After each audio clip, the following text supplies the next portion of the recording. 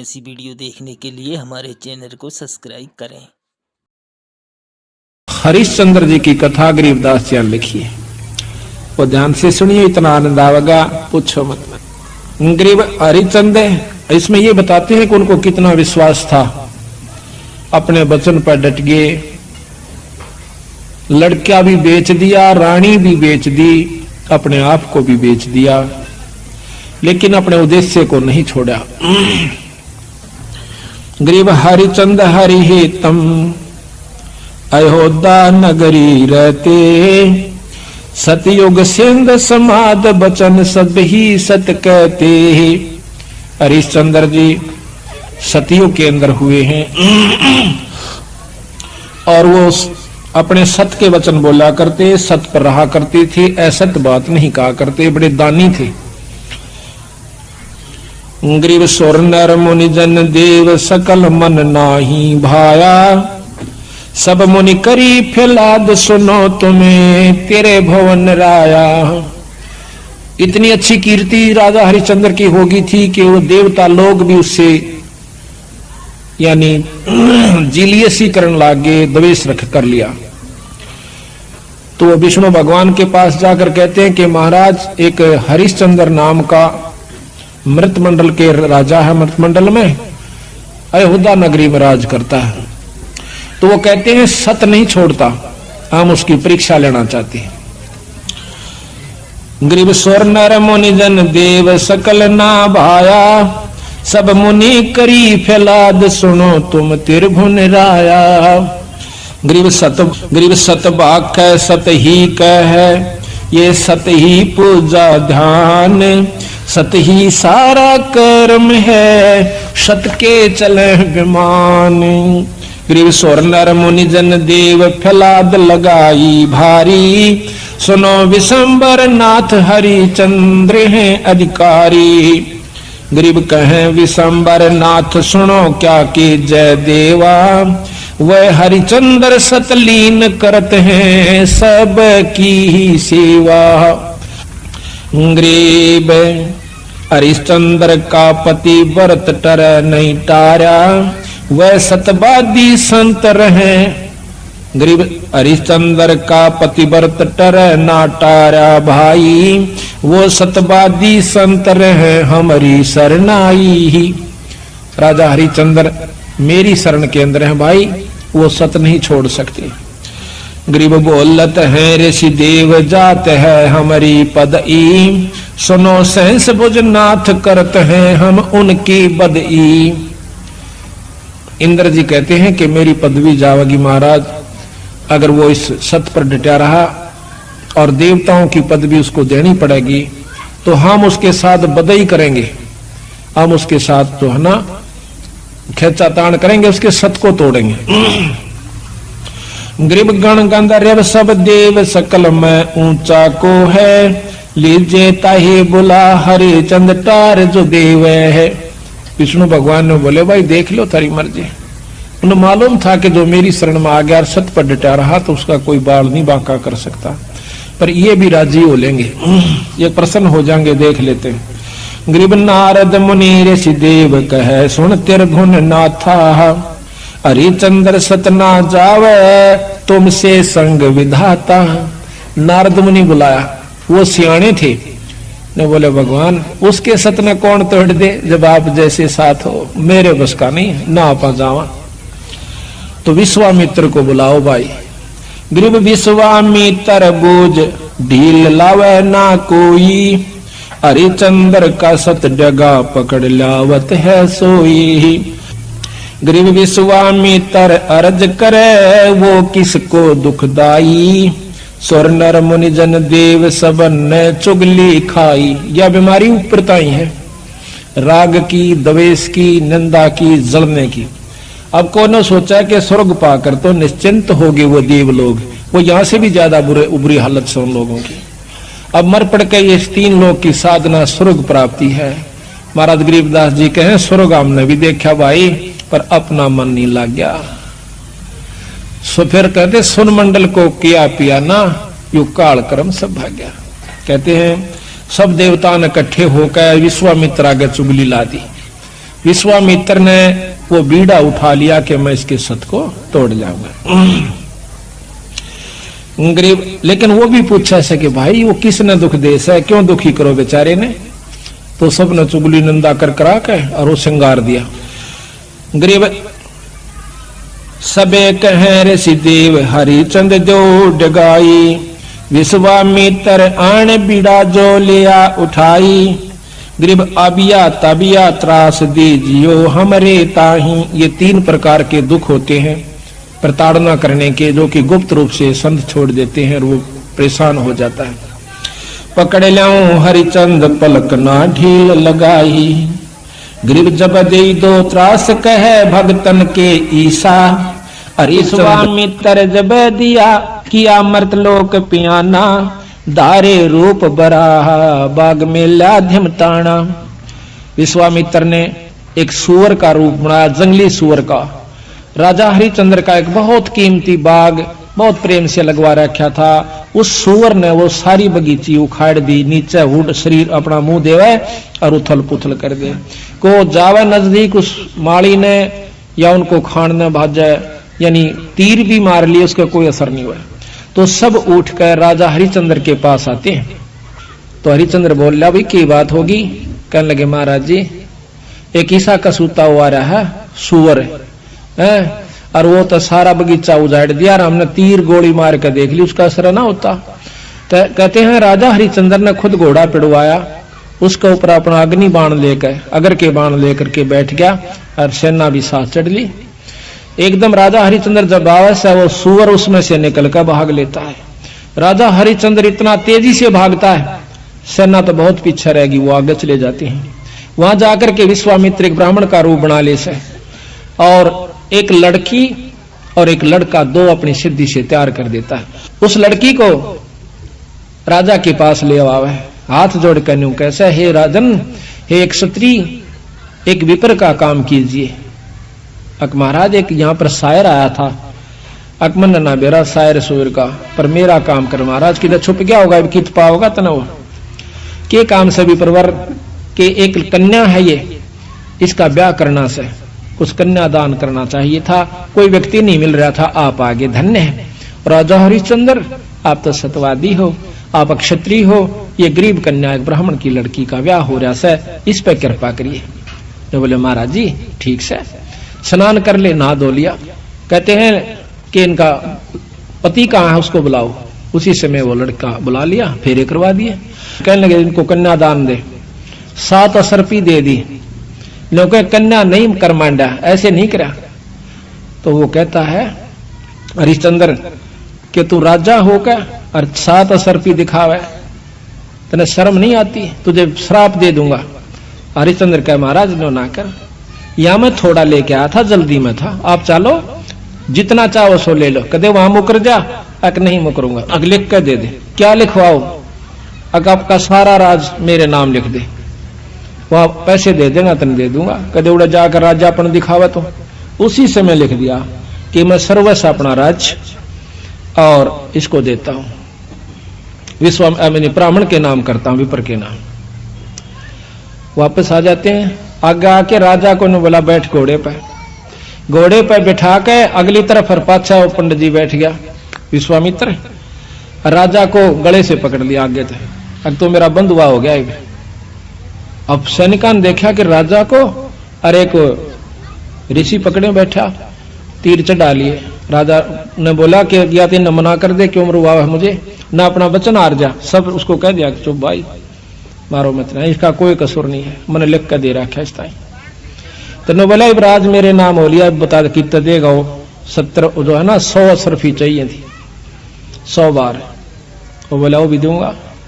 ने बोला कितना देगा, तो हार जा अपने बच्चन ने कह दे मैं नहीं दे सकता। ना ये नहीं कह सकता, कुमा कर दूंगा, कुमागा 100 असरफी इतने 10 साल में भी ना कुमाई जा। ने बोला महाराज हमने बेच दे सारे परिवार ने चल कर, तेरे पैसे जरूर दूंगा मां। तो उसी समय रानी को पकड़वा लिया और उसके बाल पकड़ लिया विश्वामित्र।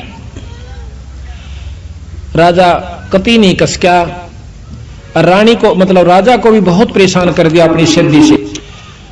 तो फिर भी ने बोला विश्वामित्र के अब भी राजा अपने वचन ने छोड़ दे, मैं दोनों वन छोड़ दूंगा। कहते हैं वो रानी कहती है कि महाराज नजर नजरा में ऐसे ढंग तक कह रही है कि वचन मत हारना, वचन साधन नहीं है, और चाहे जीत मर जाओ पर आप वचन नहीं हारांगे। रानी ने भी ये प्रण करके यानी उसको सहारा दिया। उसको ले जा करके काशी में ले जाता है, अयोध्या में चौकी बिठा दी यानी अपना राज बिठा दिया। अयोध्या में आकर के उसको बेचता, काशी में आकर बेचता है। राजा लड़के को और रानी को एक ब्राह्मण ले लेता है, हर हीरा नाम का। 50 बाहर के अंदर 50 जो भी असरफी थी या जो न देना था उसके रूप में। फिर आप जाकर के एक भंगी के पास जाता है। वो कहता है कि तूने मुर्द फरोश का काम करना पड़ेगा। क्या काम है महाराज? कि जो भी आवे मुर्दा उससे कफन उतार लेना, ना उसको 1.25 रुपया लेना है उससे टैक्स का। बोला अच्छा जी ठीक है, अगर छोड़ दिया तो तेरे से ले लूंगा, बिल्कुल नहीं छोड़ूंगा। ठीक है। कई दिन तक भूखा बाणा बैठा रहा। एक कहते हैं हफ्ते के बाद वो कालिया नाम का झिमर मुर्दफरोश वो आता भंगी वहां पर, कहता है कि हरिया कहा महाराज तूने भोजन नहीं खा रहा? महाराज आपने भोजन की कही नहीं थी। कहाँ खाऊं? ओ तेरे की एक दुकान बता दी कि वहां से ले आ और अपना खा लिए, पैसे का हिसाब मैं आप कर दूंगा। तो वहां जाकर के वो क्या करता है, भोजन ले लिया एक व्यक्ति का। इतने में विश्वामित्र आके एक भिखारी का ब्राह्मण का रूप बनाकर कहता कि महाराज मैं भूखा सा, भोजन दीजिए। तो कहने लगा विप्र आधा ले ले, भला हो तेरा सारा दे दे, मैं तो भूखा मरू सू, आधे में काम नहीं चला विप्र राजा महाराज। कहते हैं हरिचंद्र ने वो सारा उठा के दे दिया, नौका न्यू बैठ गया। अगले दिन फिर जावस है 2 आदमियों का ले आया, 3 का। कहते कोई मांगने वाला आ जाए उसको भी देना होता है। अगले दिन फिर आ गया, आके ने बोला महाराज भोजन दो, हम क्या खेती करें हैं आपका आसरा से। कहने लगा विप्र आज बहुत लयास हूं, आधा ले ले। नहीं महाराज सारा दीजिए। एक कबीर साहब कहते हैं वो नरता मोए जो पर घर मांगन जा, अरुण तो पहला वह मरे जो जा मुख निकसे ना। ने बोला ले भाई ले जा। 15 दिन बीत गए, रोटी नहीं खाई, दुर्बल शरीर हो गया। और उधर से रानी आती है पानी लेने के लिए ब्राह्मण का, और उस घाट पर जब वह पानी भर आई तो उठा को नहीं घड़ा। रानी कहती है कि महाराज ये घड़ा उठवाइए। और न बोला रानी कमाल कर रही है तू, ब्राह्मण के घड़े का एक भंगी हाथ लावे, मेरे बस का नहीं, इसमें अंदर बढ़कर उठा ले पानी का मां बढ़कर। यहां थोड़ी सी विपरीत कथा हमने सुनने को मिला करती थी कि घाट पर रानी पानी लेने गई थी कुएं पर, और वहां पर यह भी आ गया था पानी लेने के लिए। नहीं, ये गलत है। गरीबदास महाराज ने जो लिखी है वो सत्य है, क्योंकि इन लाखों वर्ष पहले की रामायण भी जो की तो मिलती है बंदी छड़ की। तो वहां पर रानी आई थी पानी लेने की खातिर। तो हरिचंद्र ने कहा कि अंदर पानी में डुबकी लगा करके घड़ा उठा लीजिए। घर आ जाती है। कुछ दिनों के बाद लड़का रोहतास उस पंडित जी की खातिर फूल लेने जाया करता था। वो रोजाना फूल ला करके पंडित जी को दिया करता था। वो अपने देव के ऊपर, अपने इष्ट के ऊपर पूजा किया करता था। एक दिन कहते हैं रोहतास फूल लेने के लिए जावा है, विश्वामित्र वहां पर एक सर्प का रूप धारण करके वो छोरे को डस लेता है। तो पड़ा पड़ा रोहतास ने कहा ऐसा कि माड़ी मेरी मां ने जिक्र ना करिए भाई, पंडित जी ने बता दे जाकर। वो भाग्या जावस है। अब पंडित जी चाड़ा हो गया कि हो गया कि वो लड़का किसका था भाई, रोहतास नाम बतावस है, और वो तो सांप ने डस लिया और मर गया भाई। उसी समय भाग लेता है वो हरिहर पंडित जी हर हीरा लाल का, और इतनी सुन ली उस लड़की ने भी, यानी उसकी मां ने भी रोहतास की ने कि छोरे का तो सर्प लड़ गया। वो अभी भागी आवस। बुरी तरह वो ब्राह्मण छोरे ने छाती लाकर रोया है कि बेटा कौन हुई रोतासिया। तो कहते हैं रानी ने बोली महाराज पिताजी रोआ मत ना, ये ताने जाने हंस है, क्यों चिंता करते हो। उस मां ने उस ब्राह्मण का ढाढ़स बढ़वाया कि ये तो आना जाना खेल से, रो मत ना महाराज, हम सब ने जाना से, हमारे साथ होनी थी सो होगी, कोई बात नहीं। अब वहां से लेकर के वो लड़के का कफन उसके ऊपर लपेट के कपड़ा चल देती है। अब गरीब की गेला कौन जा, हरी हीरा और 2-3 जने वो जाते हैं, जाकर के मर्द घाट पर लुटा देती है, फूकन की तैयारी करे से इधर उधर से लकड़ी तैयार करके। तो इतने में हरिया आ जाता है। हरिश्चंद्र कैसा कि माई वो दे टैक्स 100 रुपया काट। तो वहां पर वो कहती है कि महाराज ये आपका बेटा रोहतास है, अग मेरा कोई पुत्र नहीं है और मैं आपकी रानी सू, कोई पुत्र नहीं, मेरा कोई बेटा नहीं, 100 रुपया दे दे। जो बोली चाला कर रहे हो कि यहां पर मैं किस पे लाऊं, इस नगर में मैंने कोई जानता भी को ना और ना मेरा कोई भाई। इतनी कहकर रो पड़ती है, कहने लगे अड़ ये को नहीं चल है, 100 रुपया दे दे, मैं नौकर प्रयास हूं आज।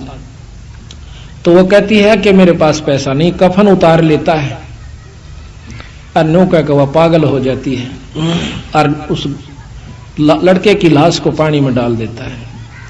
वह रोती हुई शर पागल होगी, अकीब रह भी के गया, पति विमुख, पुत्र है नहीं, पागल होगी, शर के बाल पाड़ती हुई। और फिर विश्वामित्र ने क्या करा, एक अंधी चला दी, जंखाड़ चला दिया। कौन जावा गरीब की गेला, सब आप अपने घर न टल गए। वह जाकर के एक मंडी में सिर छुपा लेती है, पड़ी पड़ी रोए बेहोश हो जाती है। उधर से विश्वामित्र ने केक रहा, एक बहुत बड़े अधिकारी का लड़का एक बाघ का रूप बनाकर, चीते का रूप बनाकर छोरा मार दिया, पाट दिया और भाग गया लेकर के। वो ढूंढ पड़ी, जब वो विश्वामित्र ही दूसरा रूप बना के कहता है कि आजो मैं बताऊंगा थारे छोरे ने एक डायन ने खा लिया। और क्या करा विश्वामित्र ने, एक पशु की को खत्म करके और उसका आगे उसके हाथ पांव खून खान लगा के घेर दिया और उसके मुंह का खून लगा दिया। बेहोश पड़ी थी वह रोहतास की मां तारावती। तो सारे उस राजा को, नवाब को, अधिकारी को, सैनिकों को लेकर के वो विश्वामित्र उस मंडी में ले जाकर दिखावा से कि यह पड़ी डांड और हाथ मुंह तलिए खा और ये बाकी हाड हुड पड़े से। उसी समय कहता है राजा के बुलाओ हरिचंद को, जल्लाद को, इसकी शर्त उतार दे। कालिया को कहा कि कालिया इसका सिर उतरवा दे, क्योंकि वो सारे काम उन्हीं से जल्लाद रूप में भी वही क्या करते थे। उसी समय राजा हरिचंद्र को, क्यों नौकर था वो कालिया का, कि हरिया कि हाँ महाराज इस डांड का सिर काट दे। अभी महाराज पकड़ कर बाल और तलवार ने मारने लग गया। पीछे से भगवान विष्णु ने तलवार पकड़ ली। बोला हरिचंद सफल हुआ। कौन सा भाई, कि भगवान विष्णु अग्नि। भगवान बहुत दिन हो गए छुप कर रहते ने, सामने आ जाओ ना, छोड़ दो तलवार ने, प्रगट सामने आ जाते हैं। कि मांग हरिचंद के मांगा है, कि महाराज जब दर्शन हो गए मांगन ने भी के रह गया मेरे पास, कि फिर भी मांग भाई। अक आप पक्का वचन भर लो, कदे फिर जाओ। अक वचन भर लिए।